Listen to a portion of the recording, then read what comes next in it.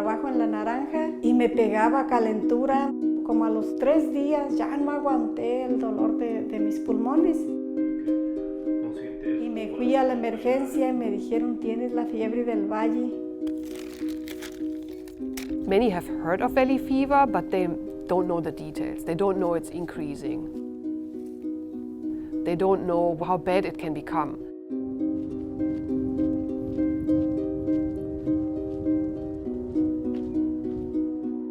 Hay veces que no puede uno ni estar acostado ni parado con la dolencia de los pulmones.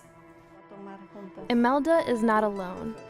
A potentially deadly virus known as valley fever is hitting California farm workers hard in the Central Valley. I see at least 3 to 4 patients with valley fever every single week. Valley fever is a very common disease in the area. The fungus is known as coccidioidomycosis, and it grows in the soil typically found in dry areas, such as in the southwestern United States, parts of Mexico, and Central and South America. Dice de tanto que tenías la fiebre del valle y no te la encontraban. No es contagiosa, nomás que pues todos sabemos que es un polvo que hay en las huertas, es malo.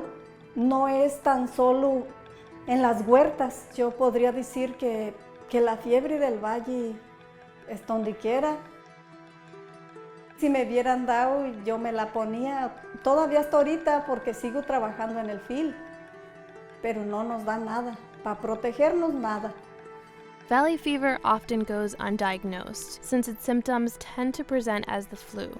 They can be as mild as muscle aches or as severe as widespread infections that affect the lungs and kidneys. In 2012 is when I was notified that my kidneys had failed and I needed to start dialysis. Come on, you'll come in a little bit. Let me just connect. Let the armor connect, please. It's important. You have to load the set. This is going to be connected to the toilet. She's in the restroom. Because this is the most important part. Do it fast. This takes me about 15 minutes because you have to prep the machine.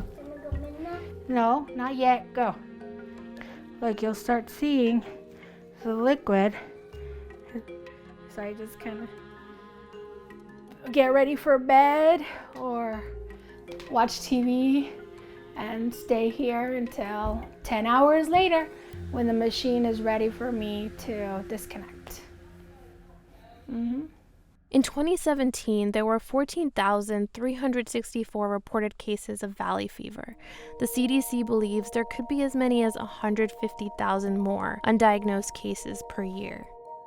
On average, there were approximately 200 deaths associated with the illness each year in the U.S., from 1999 to 2016.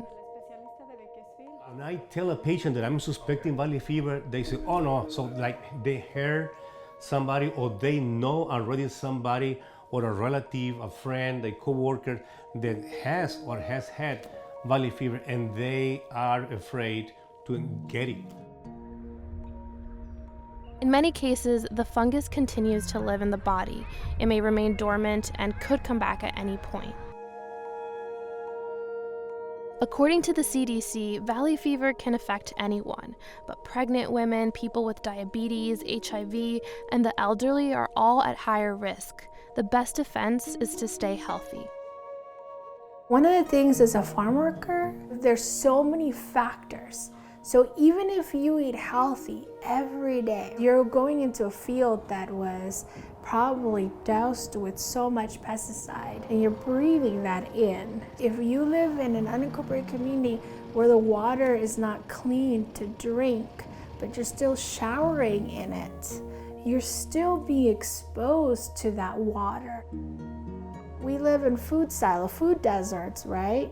So how are you gonna eat healthy? It's really difficult, I think, to say that you're gonna stay so healthy because your environment doesn't provide that for you. Isabel was diagnosed with valley fever twice, the first time in 2007 and again in 2008, where it was far more severe. So we met on a dating site. Our 4th date was in the hospital. The doctors told my family she has 2 weeks to live, and we're gonna just send her home and stop her medication. Well, all we can do is relieve her pain. The 2 weeks ended on a Friday. And I remember telling my mom, I don't feel like today is my last day. And I got better, and here I am. He dyed his hair. I was very lucky that after the 2nd time, I survived.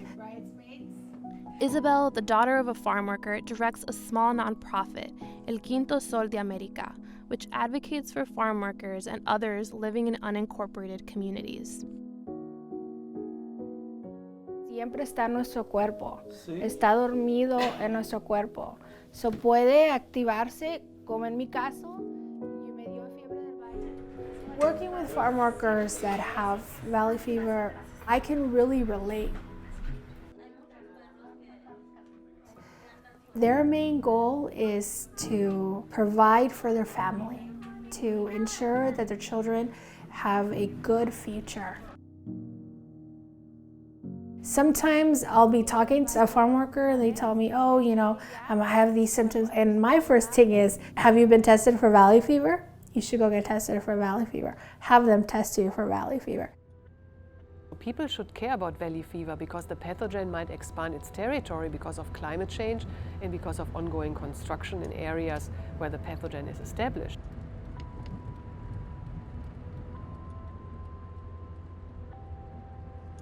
These are new orchards that I think should not have been allowed to be planted there. Pesticides have removed all the underlying vegetation, so it's bare soil, and you can see that this is a dust hazard. And the soil are typical soils for sites where we had found the valley fever fungus in other areas close to here. I will analyze it in the laboratory at CSUB to see if the valley fever fungus is growing in those soils.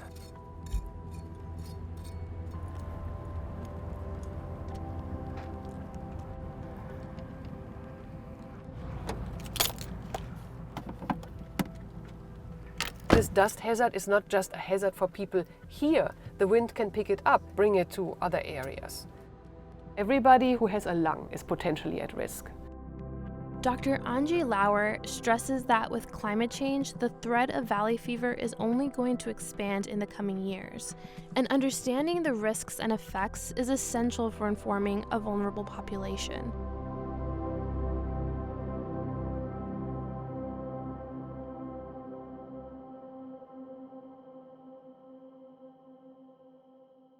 Hey, NBC News fans, thanks for checking out our YouTube channel. Subscribe by clicking on that button down here and click on any of the videos over here to watch the latest interviews, show highlights, and digital exclusives. Thanks for watching.